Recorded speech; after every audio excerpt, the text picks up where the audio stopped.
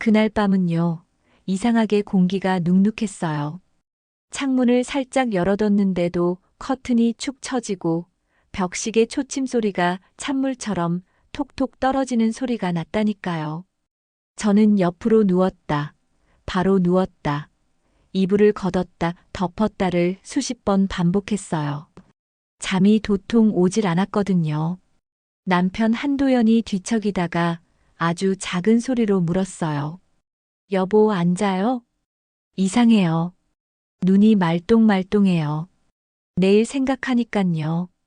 팔순이라고 뭐 대단한 거 하겠어.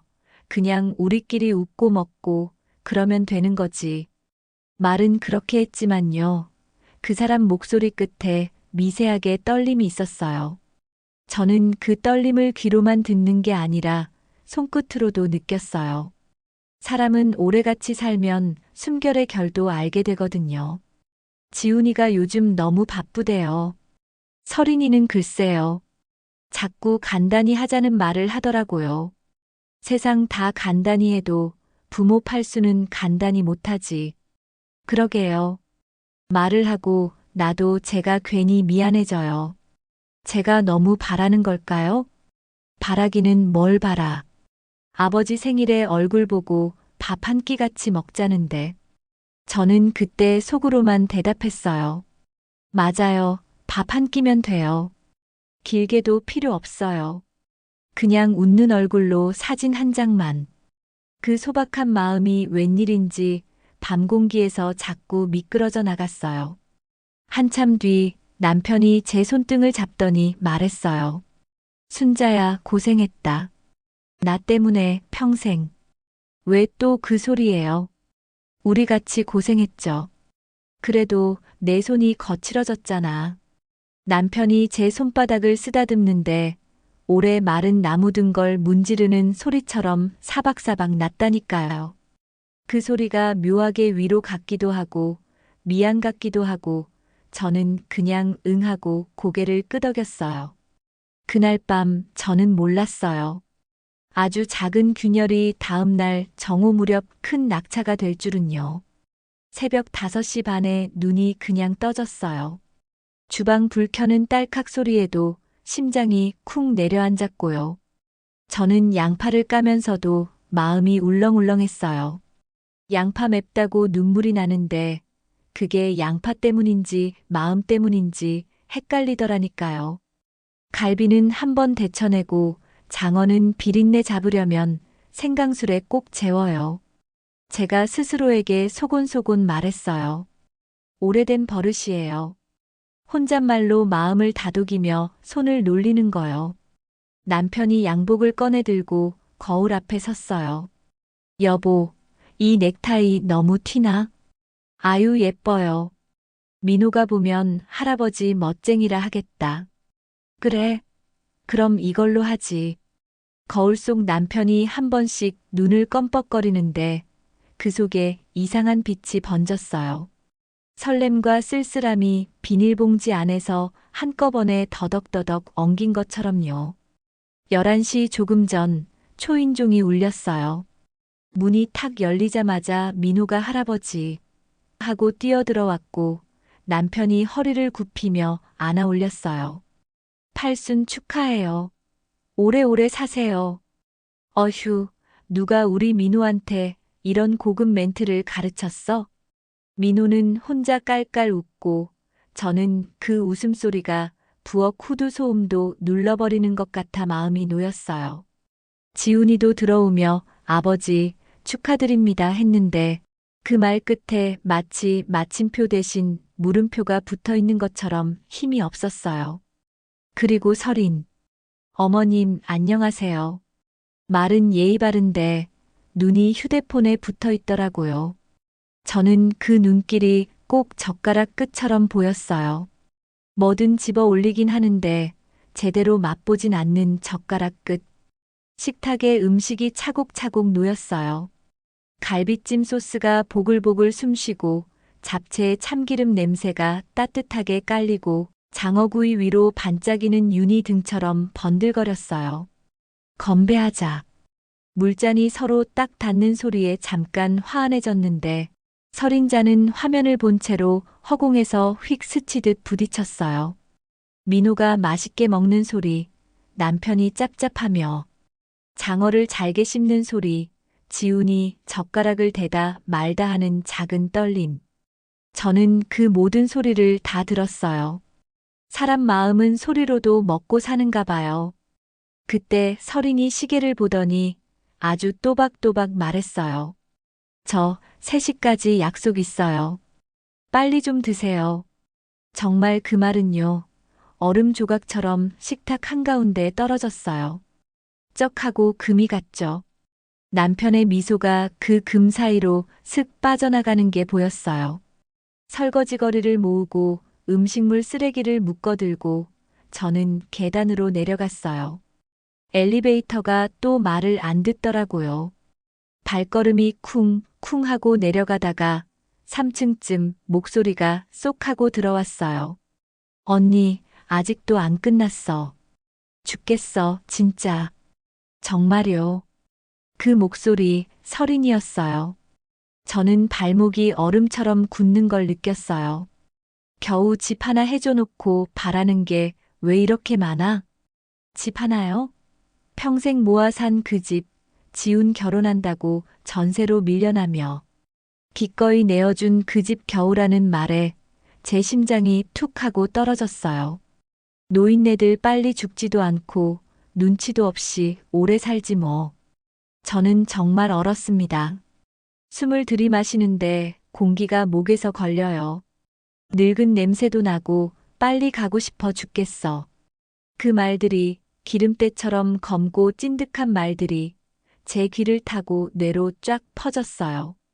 우리도 우리 인생 살아야지. 언제까지 저런 늙은이들 뒷바라지에. 저는 계단참에 푹 주저앉았어요. 쓰레기 봉투의 매듭이 손등에서 미끄러지며 끄르륵 풀리는 소리가 나더라고요. 한참을 그렇게 앉아 있다가 겨우 일어나 올라왔어요. 현관문을 여니 설인이 가방을 메고 서 있었어요. 어머님, 저희 이제 가볼게요.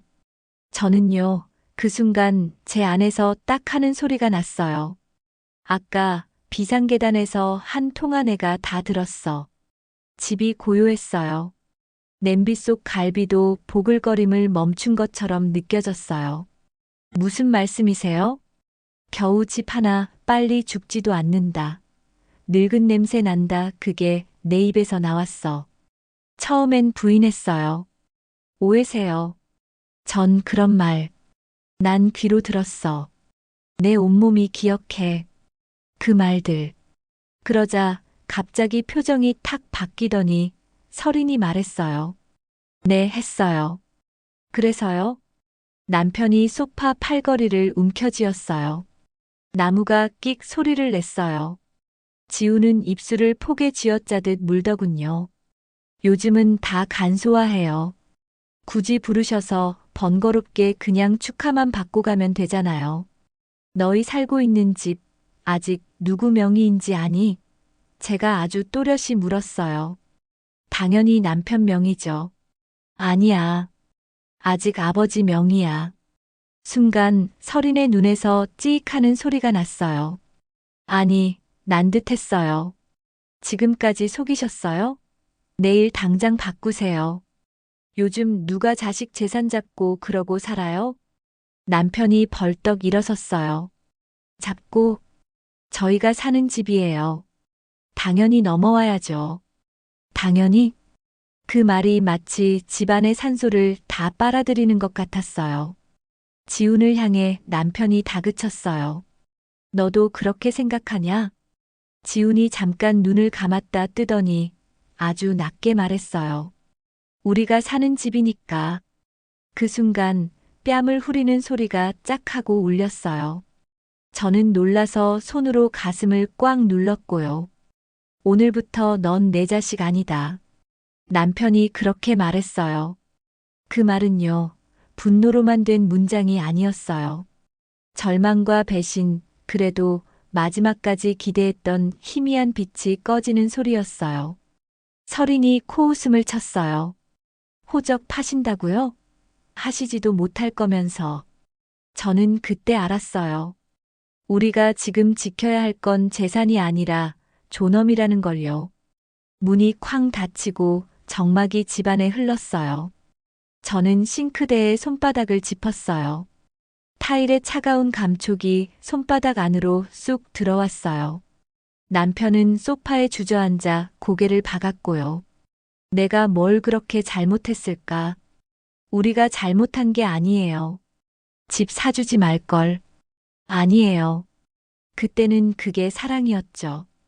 다만 지금은 사랑을 다르게 지킬 때예요. 남편이 고개를 천천히 들더니 말했어요. 팔 자르게. 네. 그 집.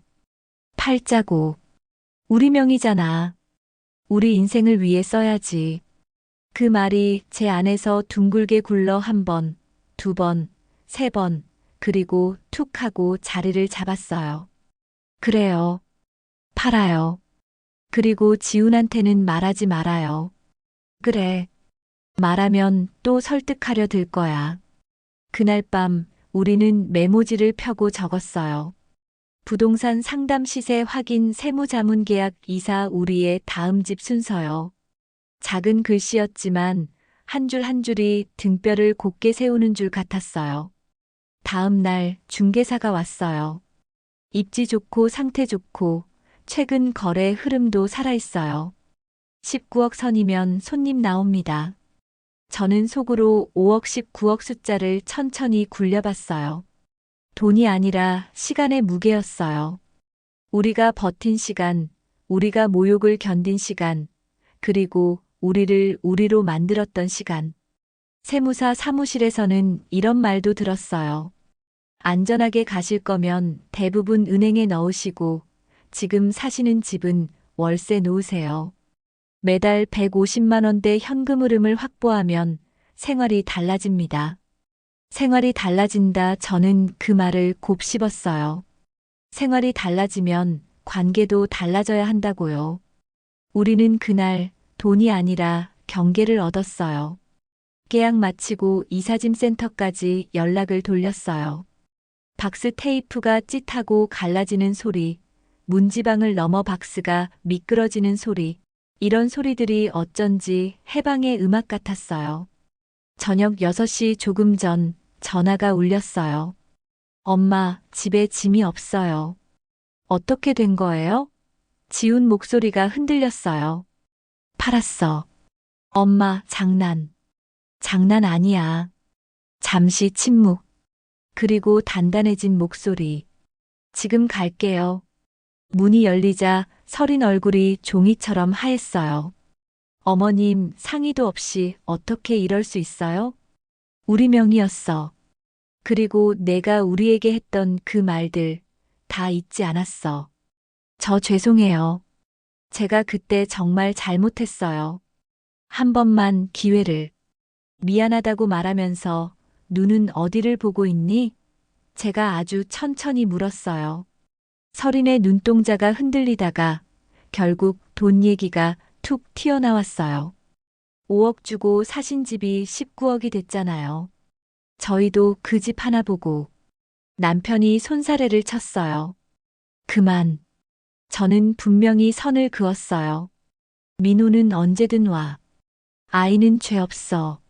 하지만 너희 둘은 우리 경계 밖에 있어야 해. 지금은. 그날 밤 그들은 돌아갔고 집안에는 낯선 평온이 움직였어요. 저는 그 평온에 몸을 기대보는 연습을 했어요. 이 평온이 내 잘못이 아니라 내 권리구나. 그렇게 속으로 되뇌면서요. 양평 전원주택은요. 처음 봤을 때부터 이상하게 익숙했어요. 마당의 흙냄새, 장독대 옆 고양이의 느긋한 기지개, 멀리서 들리는 물소리. 저는 그 모든 게 제 몸에서 자라난 것처럼 자연스러웠어요. 여보, 여기 어째? 여기 우리한테 맞아. 시끄럽지 않고 너무 크지도 않고 우리 손길 닿으면 금방 집이 되겠어. 우리는 닭장을 고치고 병아리를 들이고 상추 모종을 심고 토마토 지지대를 묶었어요. 머리칼 사이로 바람이 톡톡 지나가고 흙이 손톱 밑을 까맣게 채우는 느낌이 좋았어요. 해질녘 마당 의자에 나란히 앉아 하늘을 보는데 별이 툭툭 켜지듯 올라왔어요. 여보, 저 별 좀 봐요. 서울에서는 못 봤던 거죠? 흥. 우리는 바쁘다 바쁘다 하며 서로 얼굴도 별처럼 놓치고 살았나 보다. 한 달쯤 지나 민호가 왔어요. 할머니. 그 작은 몸이 달려와 와락 안기는데 저는 그 아이의 체온이 내 심장 쪽으로 스며드는 걸 느꼈어요. 병아리 만져볼래? 진짜요? 깃털이 따뜻해요. 삐약삐약해요. 민호 웃음이 닭장 지붕을 넘고 텃밭 사이를 돌아 제 어깨에 내려앉았어요. 저녁엔 마당에서 고기 굽고 수수부꾸미에 꿀을 살짝 찍어 먹고 파육칼을 한 접시 비웠어요. 방학마다 와도 돼? 진짜요? 약속. 그날 밤 아이의 숨이 규칙적으로 들고 나는 걸 듣고 있자니 제 오래된 상처에 꿰매진 자리가 아주 살짝 덜 쑤셨어요. 몇 달 뒤 지훈에게 전화가 왔어요. 엄마, 저희가 잘못했어요. 흥. 민호가 엄마 아빠 보고 싶대요. 자주 만나도 될까요? 저는 잠깐 눈을 감았다 뜨고 차분히 말했어요. 너는 언제든 오고. 다만 설이는 아직 이르다. 진심이 오면 그때. 알겠어요. 전화를 끊고 남편이 물었어요. 괜찮겠어? 흥. 시간을 주자. 다만 우리의 시간을 먼저 지키자. 그 이후로 지우는 가끔 왔고 민호는 자주 왔어요. 민호가 올 때마다 닭들이 더 떠들썩해졌고 토마토가 더 달아졌고요. 저는 그걸 기적이라고 부르진 않아요. 다만 회복이라고는 부르고 싶어요. 회복은 말보다 손길이 먼저 닿더라고요. 늦봄 상추가 한 번에 폭발하듯 올라오던 어느 날 현관 앞 인기척이 났어요. 열어보니 설인이 서 있었어요. 입술은 씹어 피가 맺혀 있고 눈은 퉁퉁 부어 있고 손은 떨리고. 어머님, 죄송해요. 정말 죄송해요. 목소리가 거친 사포로 긁힌 나무처럼 갈라져 있었어요. 저 그날 말들 제 입에서 나왔다고 생각하면 밤마다 가슴이 타요. 변명하지 않을게요. 죄송해요. 저는 준비해둔 차를 내왔어요. 앉아. 설인이 손잡이를 꼭 쥐고 한 모금 마셨는데 뜨거운 김이 콧잔등을 스치며 사라졌어요. 두 분이 없었으면 우리가 아무것도 아니었다는 걸 늦게 알았어요. 늦어서 더 죄송해요. 바람이 상추밭을 딱 한 번 아주 세게 훑고 지나갔어요. 그 소리가 쉬익하고 귀를 스쳤고요. 저는 아주 천천히 고개를 끄덕였어요. 사람이 늦을 수는 있다. 다만 늦었으면 오래 해야 한다. 오래 미안하고 오래 바르고 오래 정성스럽게. 설인이 그 말을 듣고 울음을 꽉 참았어요. 한 번도 못 본 얼굴이었어요. 가면이 없는 얼굴. 그날 우리는 화해하지 않았어요. 대신 화해의 첫 발을 땅에 박았어요. 흔들리지 않게 말뚝을 깊이. 여름이 지나고 가을이 오니 닭장은 조용해지고 텃밭은 가지런히 비어갔어요. 마당 의자에 앉아 남편과 하늘을 보며 저는 그날의 계단참을 떠올렸어요. 그 말들 빨리 죽지도 않는다. 늙은 냄새, 겨우 집 하나. 저는 이제 알아요. 그 말들을 잊는 것이 아니라 우리 삶 밖으로 내보내는 것이 우리 방식의 복수였다고요. 모욕의 언어가 우리 식탁에 못 앉게 하는 것. 비웃음의 손길이 우리 어깨를 못 만지게 하는 것. 어느 저녁 민호가 말했어요. 할아버지, 오래오래 사세요. 진심이에요. 그래, 오래 삶아. 남편이 웃었어요. 왜 오래오래? 제가 물었죠. 오래 살아야 제가 더 많이 배울 수 있으니까요. 그 대답을 듣는 순간 제 속이 환해졌어요. 복수는요, 상대를 무너뜨리는 장면이 아니었어요. 사랑과 예의와 경계를 다음 세대의 언어로 바꿔 심는 일이었어요. 이제 저는 이렇게 말해요. 존중은 받는 게 아니라 지키는 거라고요.